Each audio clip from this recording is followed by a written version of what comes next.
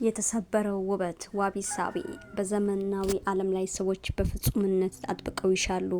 በየሶሻል ሚዲያው ፍጹም ውበት የተላበሱ እንስቶችን ምስል እናያለን።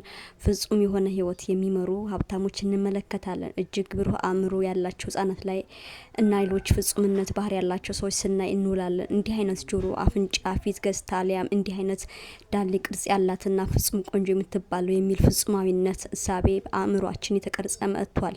ይህ የተዛባ ውበት እይታ በአርቲፊሻል ዳሌና የጸጉር ከሽንኩርትና ከቲማቲም መሳ በገበያ እንዲሸጡ አድርጓል። ፍጹም ህይወትን ይመራሉ ብለን ከምናስባቸው ሰዎች አንጻር የኛ ህይወት ምን ያህል አስቀያሚ እንደሆነ እናስባለን።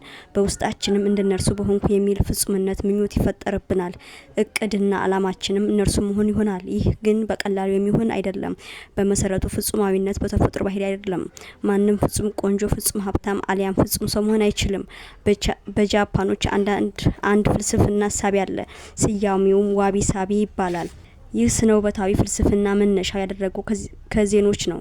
ዜኖች የሻይ ማቅረብ ስነ ስርዓት አላቸው። እናም በዚህ ስርዓት ወቅት ሻይ የሚቀርብባቸው በእጅ የተሰሩ ጀበናዎች ቅርጻቸው ወጥ የለውም። አንዳንዶቹ የተሰበሩ፣ ሌሎች አላዋቂ ባለ እጅ የሰራቸው የሚመስሉ ቅርጽ አልባ ጀበናዎች ናቸው። በዚህ ስርዓት ውስጥ ፍጹምና ውብ ተብለው የሚሰየም የሻይ ማፍያ ጀበና የለም። ሁሉም የራሳቸው ውበት ይይዛሉ።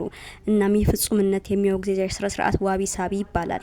ዋቢ ሳቢ ጉድለት ለመቀበል ነው። ፍጹም የሆነ ዓለም ከማሳደድ በሰባራ ህይወታችን ውስጥ ውበት እንድንፈልግ ይነግረናል።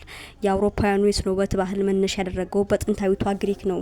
ግሪካውያን ከጃፓኖች በተቃራኒ የፍጹም ውበት አድናቂዎች ነበሩ።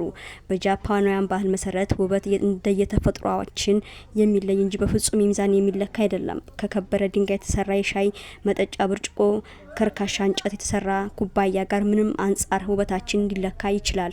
እናም ፍጹምነት ሀሳብ ፈጽሞ ከተፈጥሮ ጋር የተቃረነ ነው። ዋቢ ሳቢ በተመልካቹና በቁስ መሀል ያለ ውበትን መስፈሪያ ሚዛን ነው። ለምሳሌ በመንገዴ ላይ የተሰበረ ብርጭቆ አግኝቼ ውበቱን ማድነቅ ከጀመርኩ ምናልባት የማድነቄ ምክንያት ብርጭቆ መሰበር ሟች መሆኔን ስላስታወሰኝ ይሆናል። የበጋ ሙቀት፣ የክረምት ውርጭና ብርድ፣ የመስከረም የአበባ ሽታ የሁሉም የራሳቸው የሆነ ውበት አላቸው። በዓለም ሁሉ ያለ እና ፍጹም የመሰለ ሁሉ የውበት በጊዜያት ሂደት ይፈዛል፣ ይረግፋል፣ ይሰብራል፣ ይጠፋል። እናም ያለን አማራጭ በጉለት ውስጥ ቢሆን ውበትን መፈለግ ነው። መልካም